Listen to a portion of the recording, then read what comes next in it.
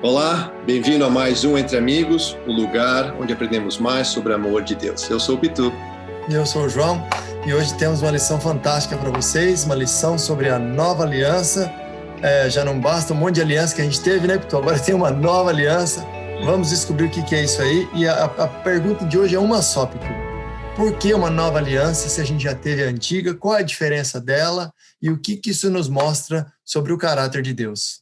Exato, e não é só uma aliança, né, que teve antes, né? Para fazer um resumão, a gente teve aliança com Adão e Eva no Jardim do Éden, depois teve aliança com Noé, do dilúvio, né, que prometeu, que teve que destruir a humanidade, daí prometeu uma nova geração, aí não deu certo, aí uma nova aliança com Abraão, onde prometeu, então, daí um povo para seguir. E o que aconteceu? O povo também, né? Só que daí teve os 400 anos, que falou que até chegar na Terra Prometida, e depois teve a aliança no Sinai, que daí foram introduzidos os 10 mandamentos. Só que, agora, por que então, né, essa nova aliança? Porque... Eu quero ler esse texto, Pitu, que é o texto de Jeremias, né? Que foi na época do exílio ali, né? Foi na mesma época que a gente estudou trimestre passado a questão do livro de Isaías, né? E diz aqui, Jeremias 31 a 34. Vou ler aqui rapidamente. Estão chegando os dias, ou seja, ele estava falando para o futuro, quando declara o Senhor: farei uma nova aliança com a comunidade de Israel e com a comunidade de Judá.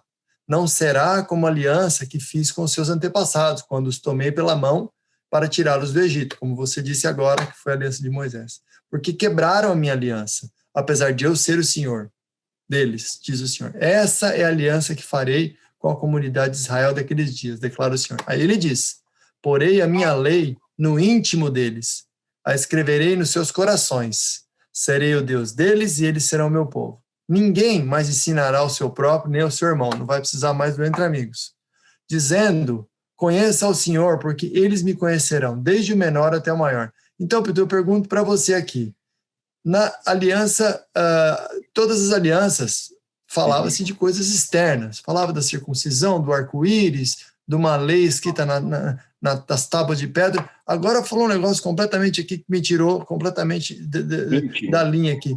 Está dizendo que Deus vai colocar a lei, vai escrever nos seus corações. Eu fiquei meio na dúvida sobre o que isso quer dizer, Pitu. Você pode dar uma esclarecida? Exatamente, né, que falou, porque vai ser íntimo. Então, o que estava acontecendo? O povo de Israel, aliança, né? Voltando um pouquinho mais, é um contrato entre duas entidades, entre duas pessoas, no caso aqui entre Deus e o povo de Israel. Então Deus fez a sua parte e o povo tinha que fazer a sua parte. Só que o que acontece? Como somos pecadores, a gente acaba se desviando. Então cada vez que se desviava, Deus vinha com uma nova aliança. Só que dessa vez o povo também vai evoluindo e eles vão entrando muito na parte do ritual. E o povo judeu é um povo muito que segue ritual. E acaba ficando tanto nesse ritualismo que até distorceu o sábado, como a gente viu na semana passada. Que ao invés de seguir o sábado para desfrutar Deus de uma forma plena e completa, eles ficavam mais como de uma obra, como se a salvação fosse pela obra, porque não posso fazer isso, ou posso fazer aquilo, e acaba botando regrinhas que distorceu a questão da observância do sábado. Então, esse povo podia até se dizer que era cristão da boca para fora, tudo bonito, o povo ia para o templo, dava suas ofertas, orava em voz alta para mostrar que estavam orando para os outros, né, para mostrar para eles que eles estavam em comunhão com Deus, mas o coração estava longe disso. Então, nessa época foi que Jeremias, né, enquanto o povo estava indo para o exílio para a Babilônia, pegou e falou: gente, não é assim. Tem que ser um relacionamento íntimo e tem que ser no seu coração. Então veja bem, você disse aqui que eles estavam obedecendo às leis de uma maneira mecânica, né? Uhum. E aqui diz aqui que essa aliança que eu farei não vai ser como aquela do Egito, porque vocês quebraram minha aliança. Então você diria que esse cerimonialismo, de repente, que é externo, sem uma mudança interna, sabe que é isso que quebrou a aliança, de repente? Eu acho que sim, não só isso, mas também o afastamento, né? Porque o pecado afasta o homem de Deus. O pecado em si, o que faz, né? Ele simplesmente separa. E essa separação, se você não retoma e não se arrepende, você se afasta totalmente. Tanto que era assim como já falamos aqui, Moisés foi buscar os 10 mandamentos quando voltou o povo adorando o bezerro de ouro. Já quebrou ali, quebrou as tábuas ali embaixo, né? E esse pecado que você fala, esse afastamento de Deus, na verdade, onde que começou isso aí? Foi no Jardim do Éden, né? Exatamente. Foi a quebra da primeira aliança, né? Foi se afastando e acabou sendo tentado, né? E eu acredito que a dificuldade nossa, como ser humano, é qualquer tipo de regra que é criada, se a gente acaba perdendo o espírito da regra, ela vira uma burocracia, né? Você, de repente, no seu trabalho, que você trabalha com recursos humanos, tem regras que, de repente, a pessoa nem entende o que está seguindo, mas ela está seguindo, né?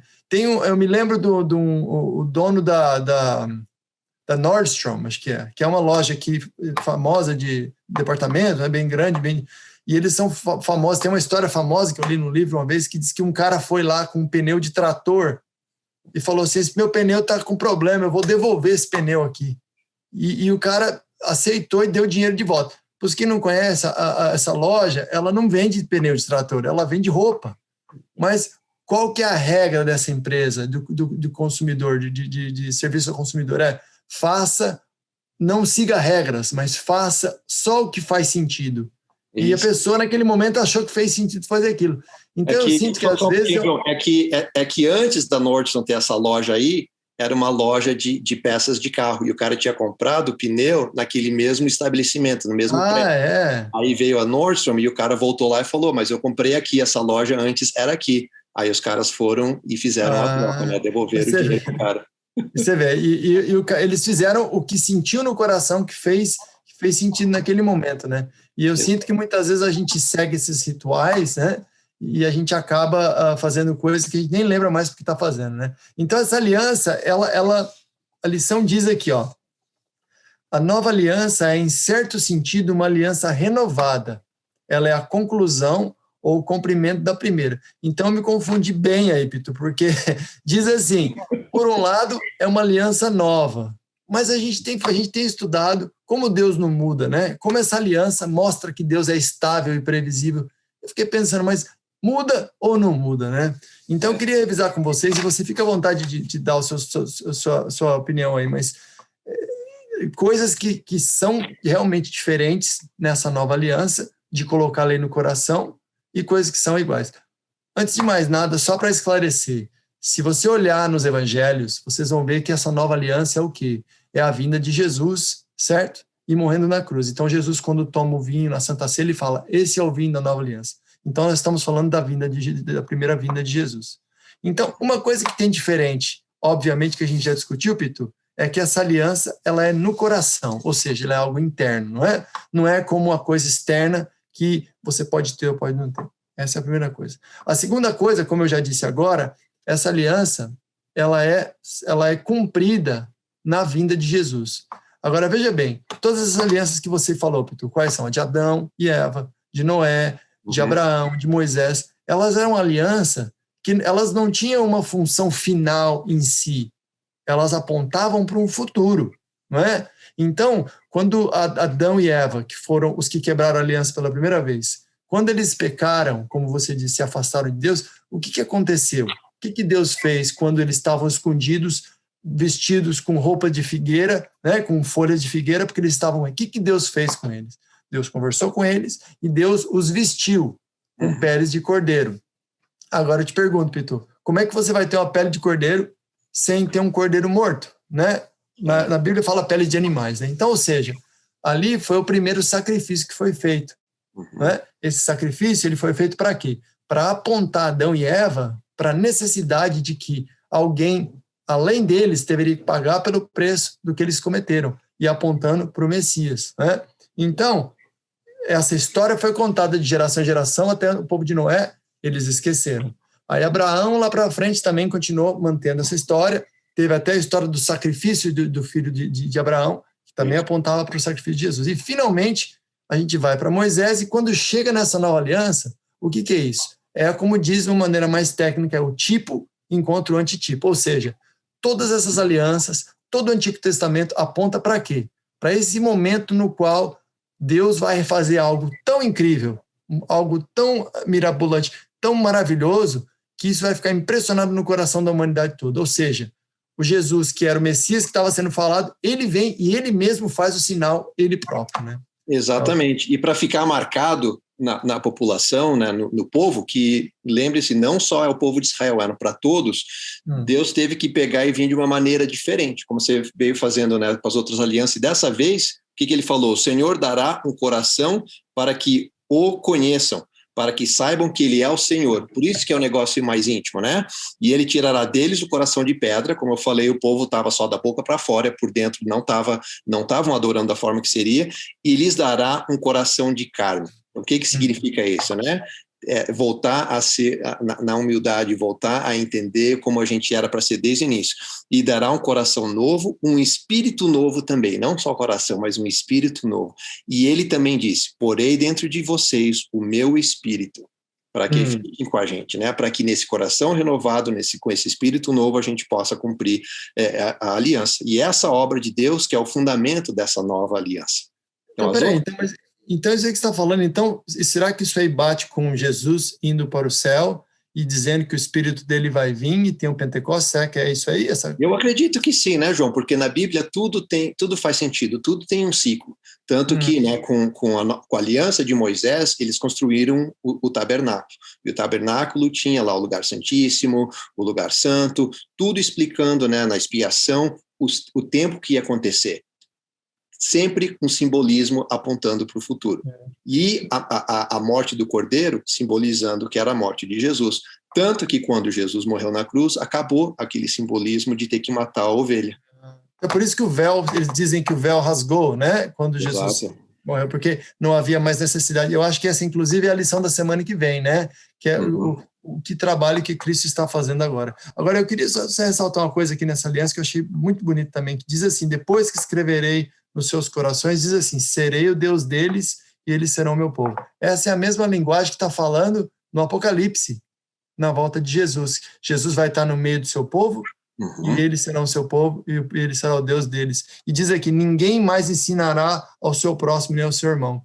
Então, se você lembrar, isso aqui está dizendo, está apontando para o Jardim do Éden, na época onde, como você disse antes, não havia pecado. Então, nessa época, o Adão não precisava ensinar Eva sobre Deus. Eva não precisava ensinar Adão. Por quê? Porque Deus ia lá todo dia conversar com eles pessoalmente, entendeu? Então, depois que houve pecado, eles se separaram, né? Então, o que acontece? Em Jesus, quando Jesus morre na cruz e o Espírito Santo vem no nosso coração, Deus começa a ter uma conexão direta com cada um de nós, entendeu?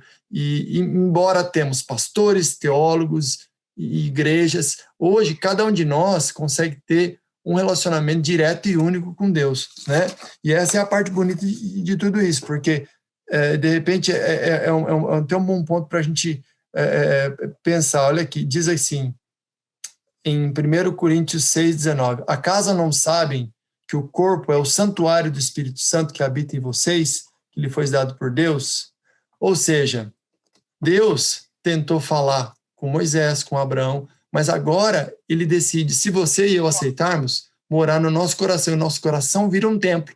Não existe mais aquele templo, né, com a cortina. Na verdade, o que existe é Deus morando, habitando conosco. Sim, então, né?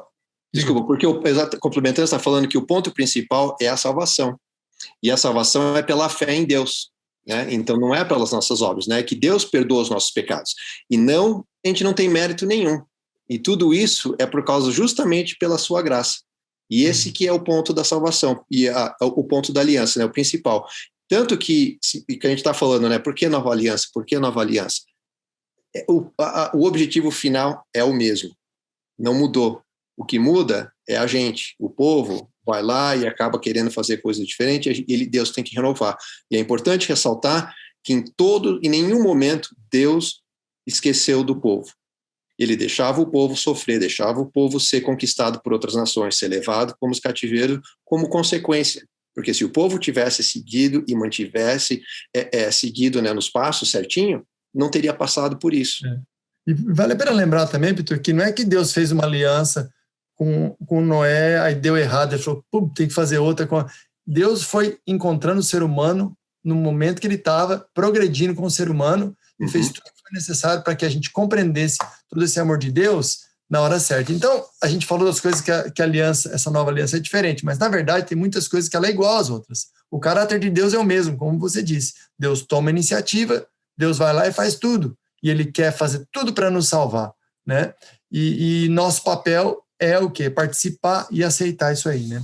E tem uma citação de Ellen White aqui na lição que explica bem isso aí. Diz aqui, ó, os grandes princípios do amor de Deus, que Deus estabeleceu como fundamento da lei e dos profetas, são apenas uma repetição do que ele dissera por meio de Moisés ao povo hebreu.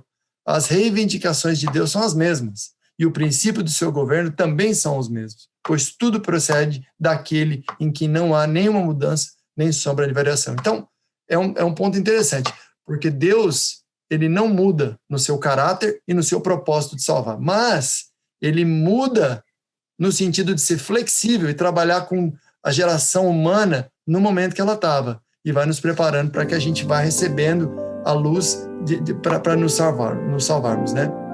Então, eu acho que fica o chamado, Pitu, para todos nós tentarmos entender cada vez mais que tipo de parceria que Deus quer fazer com o seu povo hoje, porque a gente está vendo que Deus está trabalhando desde milhares de anos, e Deus trabalhou em Jesus de uma maneira poderosa, mas hoje, que é o que a gente vai ver na semana que vem, hoje Deus está trabalhando. Hoje, Jesus não está de férias no Caribe, entendeu? Jesus está trabalhando, Jesus está no céu trabalhando. Semana que vem, eu convido vocês a estudarem com a gente, porque nós vamos estudar qual o papel de Jesus hoje na salvação minha, sua e do planeta. E ele está contando as horas para voltar, como nós sabemos, né, Pitu? Essa é a nossa esperança, e por isso que a gente faz isso toda semana, né? Que Deus nos abençoe e que a gente possa continuar animados, estudando a palavra de Deus, nos preparando para nos encontrar com aquele que nos criou e que nos salvou. Né, Pitu? Pode fazer a nossa promessa, Pitu, para a gente terminar? Bondoso Pai, muito obrigado por mais esse estudo, muito obrigado pela Tua palavra e por cada dia, cada semana, esclarecer um pouquinho mais do Teu propósito para nós aqui na Terra. Esteja com cada um de nós, hoje e sempre, em nome de Jesus. Amém.